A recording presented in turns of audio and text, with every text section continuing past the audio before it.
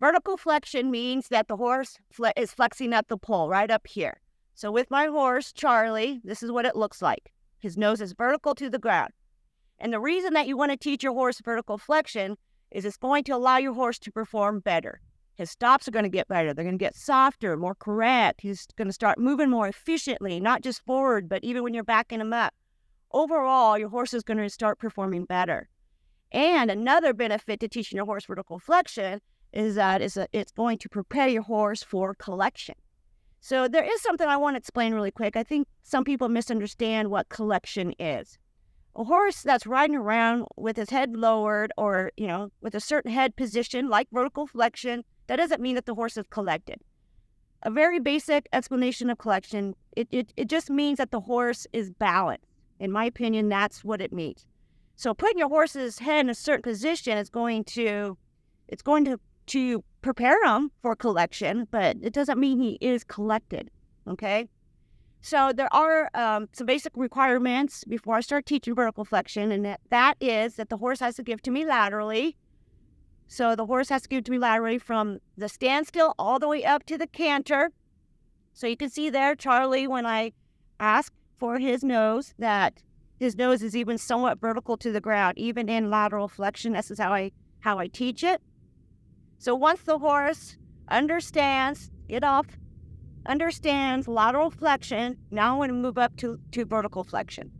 So from here, I don't teach it from the standstill. I usually just go right up to the walk, because by this point in the horse's training, this step is not really needed. I can just use the walk. I can just go into the walk because I use the circle. So you're just going to start at the walk. I want some bend.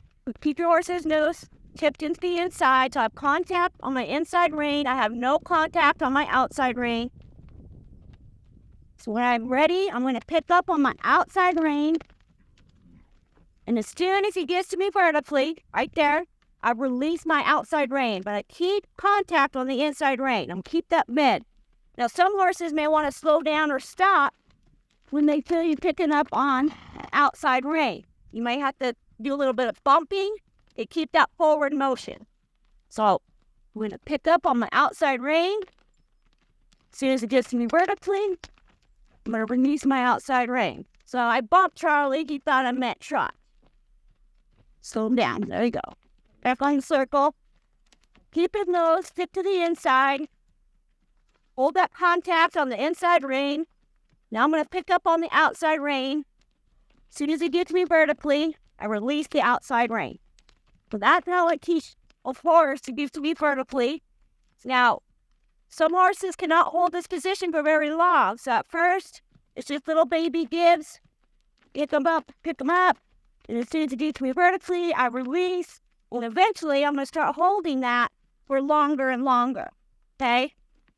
So this is how I teach horses to give to me vertically. It's not really that hard. It's actually very simple. If your horse knows how to give to you laterally, calm down. If they know how to give to you laterally, teaching vertical flexion is actually very simple. I find that horses pick it up a lot faster on the circle to where you're just tipping their nose to the inside. And then you pick up on that outside rein after they give to you vertically. And as soon as they do, release the outside rein. And if the horse tries to stop or slow down, bump your legs, keep that forward motion. But as soon as they give you that vertical flexion, release that outside rein and stop bumping. So just build from there. You can start holding it longer and longer. Then you can start going to the trot, and eventually you can get to the canter. And you're going to notice, too, that once you teach your horse vertical flexion, he is going to ride a lot better.